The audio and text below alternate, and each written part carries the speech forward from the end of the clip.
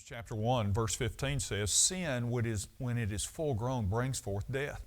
You know, when God says no to sin, He's not being demanding, He's actually being protective. The Bible explains the dangers and the subtleties of sin this way.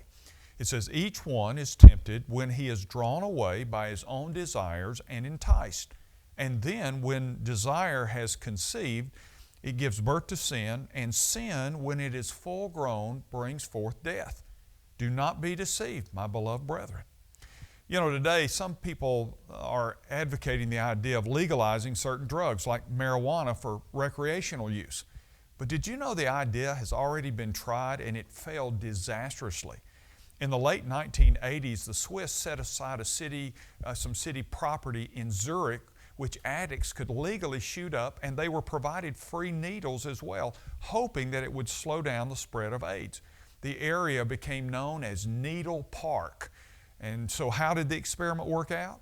Well, almost overnight, the number of drug users visiting the park soared from 200 to 20,000. And 10,000 consumption events occurred every day as users from all over Switzerland came to get in on the fun. They outnumbered the local population, in fact. The death rate went through the roof. And as health officials sought to resuscitate as many as 50 overdose cases per day, the crime rate, instead of decreasing, went through the roof. City officials finally called off the experiment and they closed the park. Almost immediately, the crime rate dropped to its former levels and the program ended in total failure. So you see, when God says to you, don't go there, it's because He loves you and wants only the best for you. So be wise and listen to Him. And when He says don't. I'm Ray Jones. And that's another heart truth for your day.